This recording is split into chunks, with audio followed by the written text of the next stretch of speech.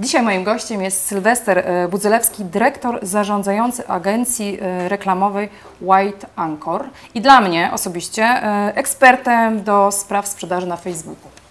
I dzisiaj będziemy mówili o tym, jak pozyskać klientów przez Facebooka.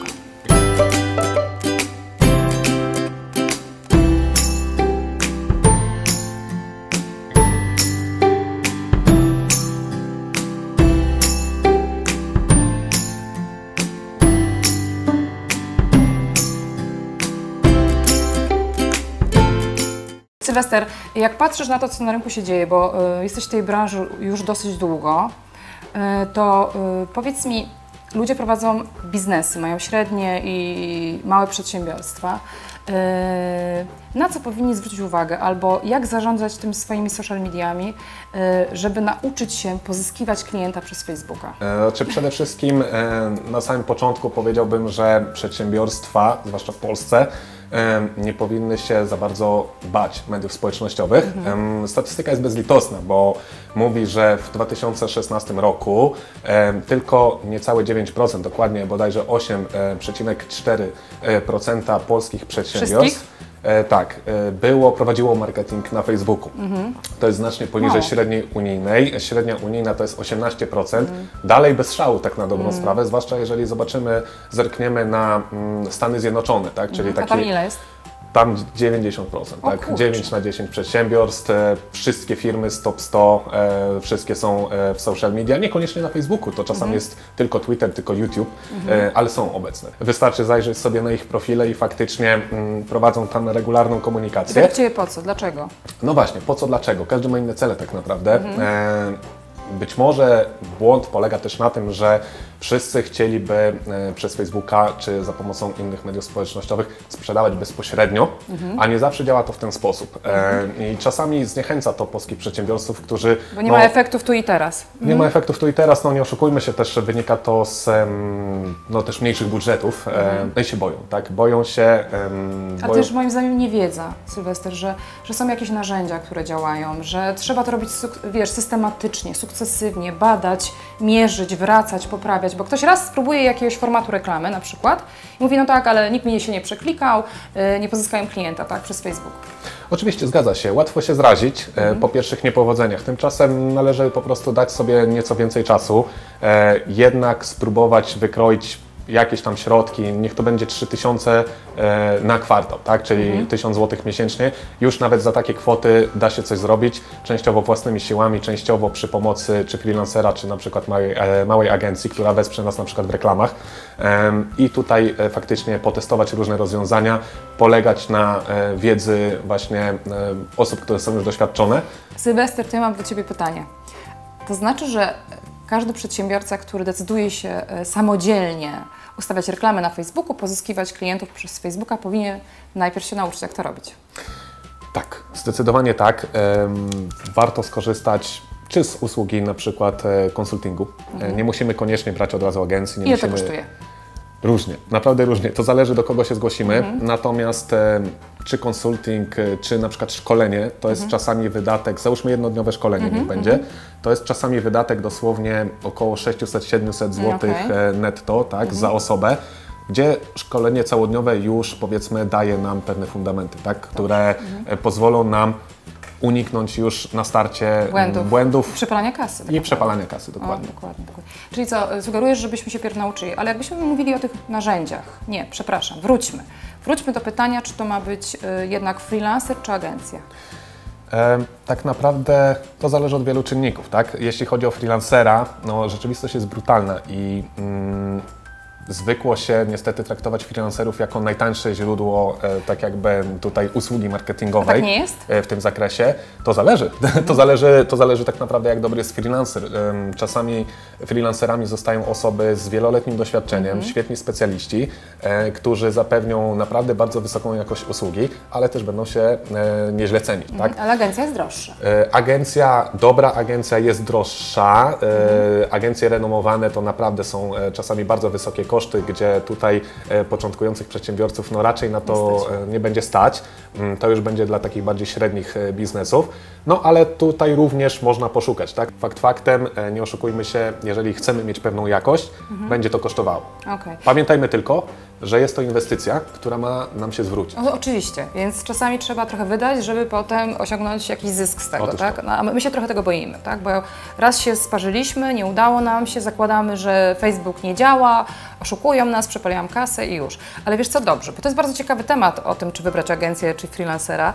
Ja myślę, że kiedyś do tego wrócę, natomiast chciałabym się skupić na naszym temacie, czyli jak pozyskać klienta przez Facebooka. Są pewne narzędzia, tak? Których chciałabym, żebyś nam przybliżył. Powiedział nam, jeżeli robisz nawet przez freelancera czy przez agencję, skup się na tym i na tym. Zwróć uwagę na to i na to. Tego się naucz, bo to jest kluczowe, tak? Jasne.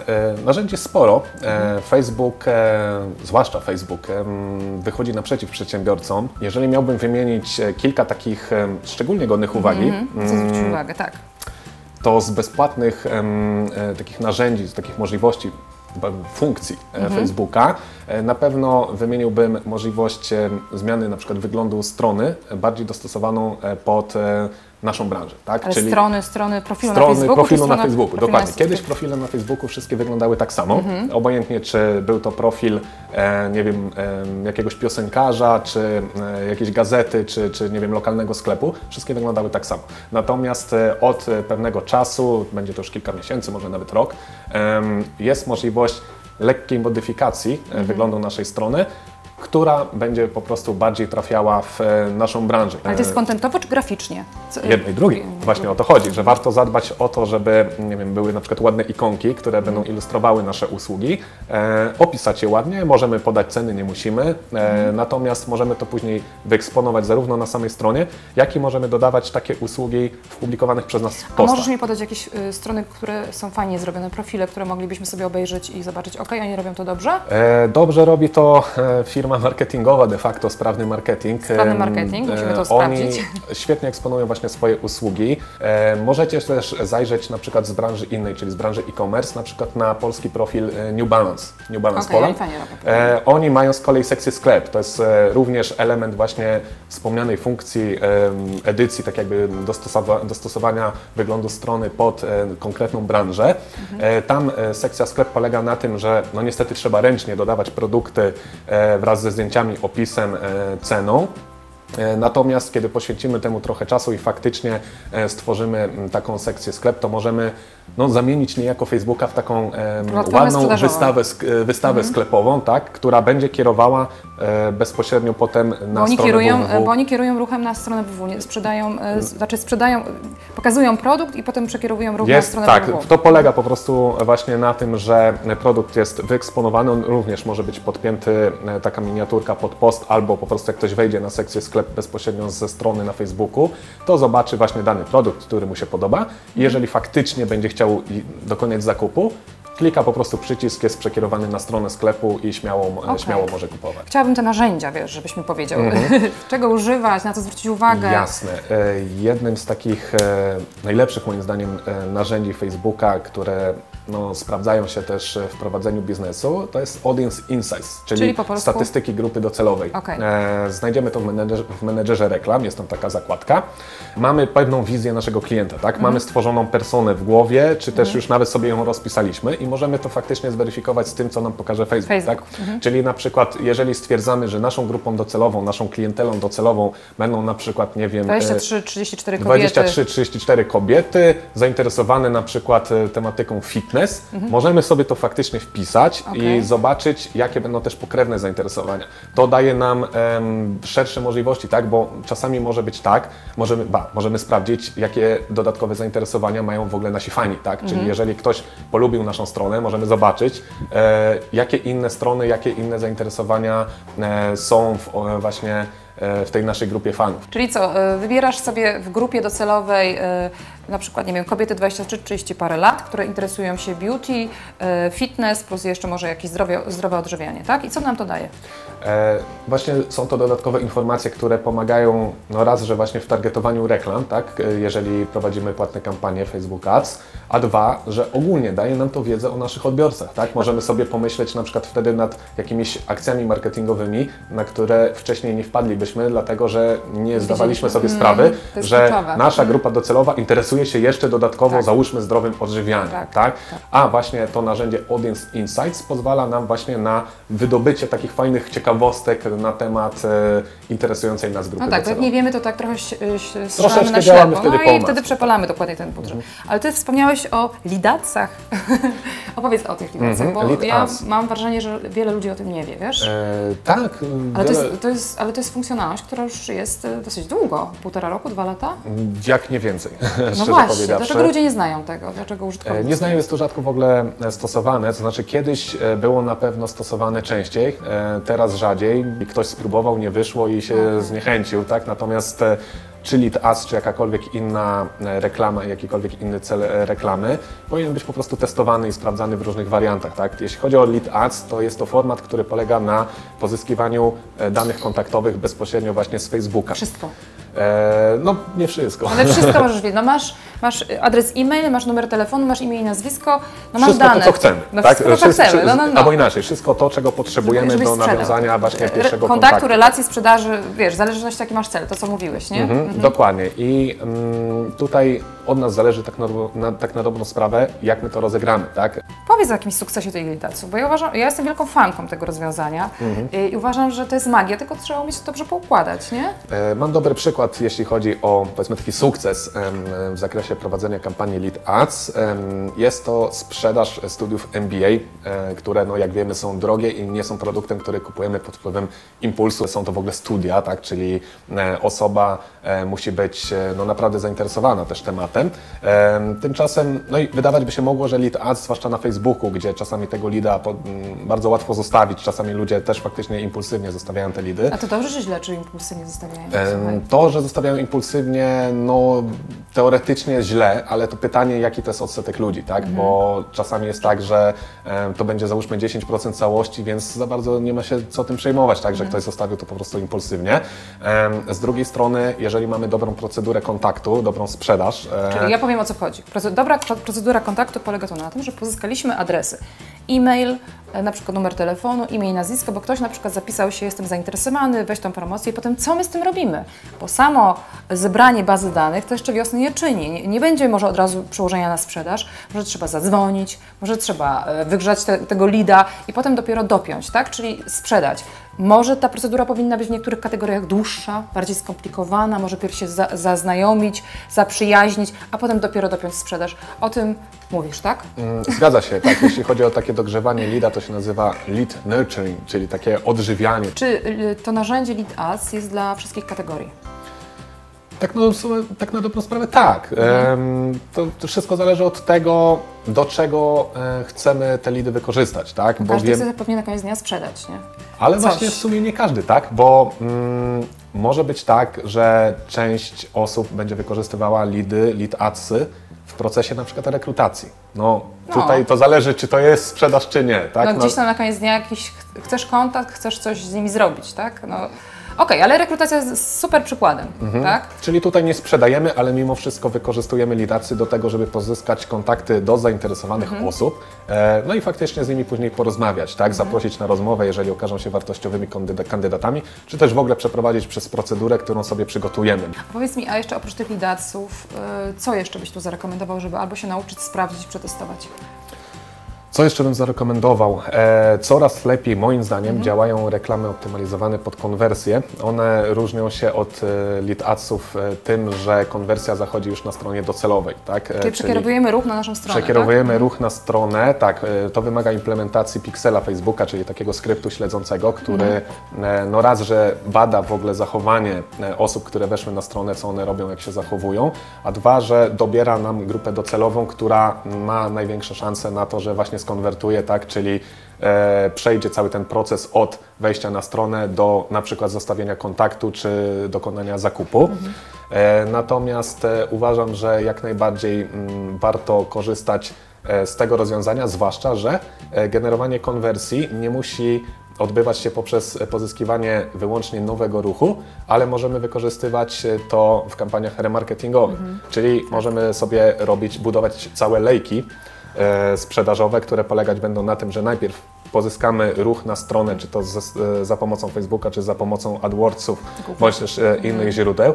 Później będziemy wyświetlać reklamę, która jest remarketingiem, czyli właśnie skierowaną do osób, które odwiedziły stronę, ale jednocześnie zoptymalizowaną pod to, żeby faktycznie dokonali już zakupu. Bardzo często wówczas konwersje są dużo tańsze, więc ja osobiście jestem wielkim fanem stosowania właśnie takich wieloetapowych modeli, które pomimo tego, że wymagają nieco więcej pracy na samym początku, a koniec końców są po prostu tańsze. I to jest bardzo fajne, co powiedziałeś. Ja uważam, że wiesz, część ludzi nie zna narzędzi, część ludzi zna, ale uważa, że nie działają, ale nigdy nie spróbowało, bo trochę ignorancja według mnie przemawia. Więc to, co powiedziałeś, to też takie trochę bardziej sophisticated podejście, nie tutaj kup, czary mary do domu, tylko przeprowadzę Cię, pozyskam te dane lub nie, lub przeprowadzę Cię na moją stronę, potem Ci jeszcze coś powiem o sobie, poznaj mnie. Sylwester, a podaj nam teraz inne bezpłatne narzędzia, metody pozyskiwania klientów na Facebooku. Jeżeli prowadzimy, dajmy na to kawiarnie, restauracje, tym podobne, zadbać o to, aby nasza strona faktycznie posiadała wszelkie niezbędne dla klienta informacje. Zdziwiłabyś się, jak wielu klientów o tym zapomina. Czy to jest dobra strategia dla firm takich, wiesz, lifestyle'owo-gastronomicznych, żeby nie mieć swojej strony www, tylko Facebooka? Bo ja się z tym też spotkałam i miałam takie wątpliwości, dobrze czy niedobrze? Wiesz co, bo przede wszystkim wdrożenie nowej, ładnej, funkcjonalnej strony internetowej też kosztuje. Tak? Jest prościej i taniej, tak? Na Facebooku. Czasami po prostu firmy nie mają na to pieniędzy, bądź też odkładają to troszeczkę na powiedzmy takie święte nigdy.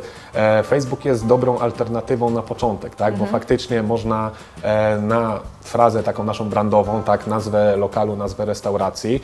Facebook dobrze się pozycjonuje, tak? Więc jeżeli mamy uzupełniony profil, tak, i ktoś wpisze nazwę naszego lokalu, to faktycznie Facebook prawdopodobnie wyskoczy jako pierwszy bądź jeden z pierwszych wyników i ludzie tam faktycznie do nas trafiają. No minusy są takie, że mimo wszystko mamy wówczas tylko statystyki wejść faktycznie na profil, natomiast nie mamy dodatkowych możliwości, które oferuje strona internetowa. Nie mamy kontaktów. Nie mamy na przykład kontaktów, tak, nie możemy pozyskiwać, załóżmy, nie wiem, subskrybentów do newslettera, jeżeli coś takiego byśmy chcieli robić. Nie widzimy też dokładnie, jakie faktycznie osoby nas gdzieś tam właśnie odwiedzają, bo takie dane oferuje na przykład chociażby Google Analytics, Facebook troszeczkę w uproszczonej wersji. Także coś kosztem czegoś. Kolejne negatywne przykłady to niektóre restauracje, które, uwaga, nie mają na przykład menu wtedy na No tak, bo gdzie sprawdzić? No. Ale da się tam załączyć menu, czy nie? Oczywiście, bez najmniejszego problemu. Menu. To jest ta wspomniana funkcja, o której mówiłem. Jeżeli wybieramy sobie kategorię, że jesteśmy restauracją, możemy sobie dopasować wygląd strony tak, żeby właśnie wyeksponować sobie między innymi właśnie menu i wówczas bez problemu ktoś może wejść, zobaczyć, co dana restauracja ma w karcie, no i na tej podstawie ocenić, czy chce przyjść, czy nie. Jeżeli restauracja tego nie ma, to sama tak naprawdę odbija od siebie klientów. No tak, ale wiesz co, mam wrażenie, że czasami ktoś tworzy dobry produkt, ale te wszystkie narzędzia nie działają. Takie podstawy dla nas, tak, bo wiemy o tym, natomiast i po to jest ten program. Dobra, wracając do tych takich bezpłatnych jeszcze narzędzi pozyskania klientów przez Facebooka. Jest jeszcze takie ciekawe narzędzie, tylko to wymaga, właściwie to nie do końca jest narzędzie. Narzędziem w sumie jesteśmy trochę my w tym wypadku. Natomiast chodzi o grupy na Facebooku. Na Facebooku jest mnóstwo grup zrzeszających przedstawicieli na przykład danych branż. I tutaj my, jako reprezentant danej marki, dajmy na to właśnie firmy usługowej, takiej jak ja, na przykład agencja marketingowa, czy też ktoś może być hydraulikiem, czy świadczyć inne usługi, może próbować w ten sposób pozyskiwać klientów i to działa, bo sam w ten sposób pozyskałem całkiem sporą część klientów właśnie naszej agencji. Jak to działa? Działa to w ten sposób, że musimy po prostu być członkami danych grup, które faktycznie zrzeszają osoby powiązane z zainteresowaniami mniej lub bardziej z tym, co my oferujemy, tak, z naszą marką. Jeżeli dajmy na to, mamy właśnie, nie wiem, agencję właśnie reklamową, to powinniśmy być obecni w grupach poświęconych marketingowi, reklamie, e-commerce, tego typu rzeczom i możemy tam wówczas Udawać jako ekspert. Występować w roli eksperta. Tak, oczywiście tam takie działania, które są bezpośrednią sprzedażą, czyli ktoś wklei link do swojej strony, takie rzeczy są tępione przez adminów, bo to jest nieuczciwe względem innych, tak? Czyli my jako firma, tak, powinniśmy zapisać się do tematycznych grup. Zapisać się do tematycznych grup I udzielać się. I budować swoją pozycję eksperta. No, dokładnie. Czyli dajemy coś, ale zyskujemy to, że nas ktoś zobaczy, ktoś nas polubi, zobaczy, że jesteśmy merytoryczni, pozna nasz produkt, ale nie sprzedawać. Ewentualnie po prostu ktoś nas poleci, tak? Bo zapyta, wyśle zapytanie. Tak, bardzo często jest tak, że też część klientów, tak, może być już obecna w danej grupie i najzwyczajniej w świecie poleci nas poprzez oznaczenie, tak, że polecam kontakt tam z Sylwestrem Budzelewskim na przykład i wówczas do nas należy reakcja, tak. Możemy oczywiście ocenić, czy to zlecenie jest dla nas, jeżeli nie, no to już od nas zależy, co z tym zrobimy, ale przy takim optymalnym scenariuszu, że faktycznie ktoś oznacza nas w wątku i my możemy pomóc, to możemy po prostu zachęcić do kontaktu, bądź też bezpośrednio się już do tej osoby odezwać. I no, uważam, że grupy na Facebooku dla usługodawców zwłaszcza, którzy czują się też pewnie w swojej roli specjalistów, fachowców, są świetną metodą na darmowe, całkowicie darmowe pozyskiwanie klientów. Jezu, ile wiedzy! Czy my się zmieścimy w 40 minutach tego odcinka? Ale jak dobry, to może być i dużo. No. Sylwester, bardzo Ci dziękuję za dużo merytorycznej wiedzy. Mam nadzieję, że podsumujemy to pod koniec odcinka. Wy się nie pogubiliście w tych wszystkich niuansach facebookowych, a ja jeszcze poproszę Sylwestra, żeby przygotował dla nas pewne rekomendacje, jakie strony odwiedzać, jaki content czytać, żeby się więcej nauczyć, jak działają te narzędzia facebookowe, żeby się nie zniechęcać, tylko słuchajcie, próbować. Wiesz co, przede wszystkim dziękuję za zaproszenie, zapomniałem zrobić to na początku, było mi bardzo miło podzielić się wiedzą tutaj i z Tobą, i z Państwem. Dziękuję. Dziękuję.